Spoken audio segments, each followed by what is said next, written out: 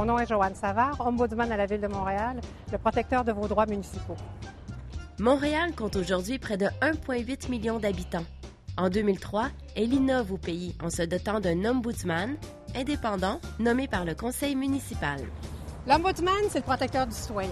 C'est la personne qui est là pour s'assurer que les citoyens d'une ville reçoivent la qualité des services auxquels ils ont droit. Et qui peuvent aussi, on offre aussi un dernier recours aux gens qui pensent qu'une décision qui a été rendue est susceptible de leur causer un préjudice ou de les léser. Il faut comprendre qu'en principe, un ombudsman n'a pas juridiction sur les actions politiques ou sur les décisions politiques.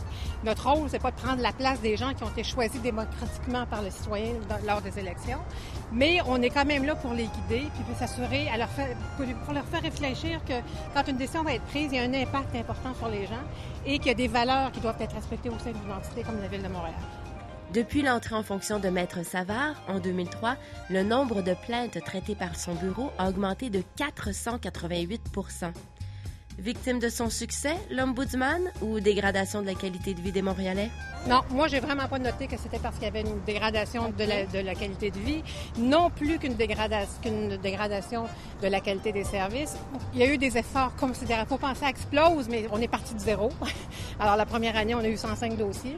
L'année passée, on en a eu à peu près 1700. Et on a un taux de succès incroyable. Quand on identifie des réels problèmes et qu'on suggère à la Ville un changement, presque 100% des cas, nos recommandations, nos interventions sont acceptées. L'ombudsman a un grand pouvoir moral auprès des institutions.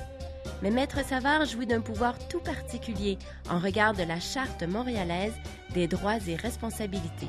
Alors, de façon très exceptionnelle, si c'est un engagement de charte est en cause, je peux intervenir, faire enquête et même émettre des recommandations pour faire changer des décisions qui ont été votées par un conseil d'arrondissement, le comité exécutif ou le conseil de ville. À date, là, je n'ai jamais rencontré un ombudsman qui avait un pouvoir sur des décisions qui avaient été votées par les élus autres que notre bureau. Et vos références sont internationales. Ah oui, j'ai rencontré du monde un peu partout dans le monde, d'Amérique du Sud, d'Europe, partout en Amérique du Nord. Mais lorsque Maître Savard enlève son chapeau d'ombudsman, nous apprenons que... Je suis pas mal une maman d'aréna. Et que... J'ai nagé à des niveaux assez élevés dans mes jeunes années, en nage synchronisé. Alors, j'essaie de garder ça encore un petit peu. Et je profite beaucoup de la méthode de campagne. Vous faites encore de la nage synchronisée? Bien, pour le plaisir. C'est vrai? Oui, dans mon lac, dans ma piscine, mais... Mais le plus intriguant, c'est que... La légende urbaine, est-elle vraie ou non? Eh oui. C'est vrai? Vous êtes la sœur de Jojo Savard? Qui est une fille formidable. On est vraiment très différentes et on s'adore. Alors, c'est ma grande sœur. En quoi vous vous ressemblez? Physiquement, je pense, hein, sans conteste. Les deux grandes blondes. Mais moi, je suis très, très, très terre à terre. Puis elle a toujours été pas mal dans les étoiles. Mais c'est une fille, je pense qu'on se ressemble aussi parce qu'on est deux personnes de cœur. On aime toutes les deux beaucoup aider les gens.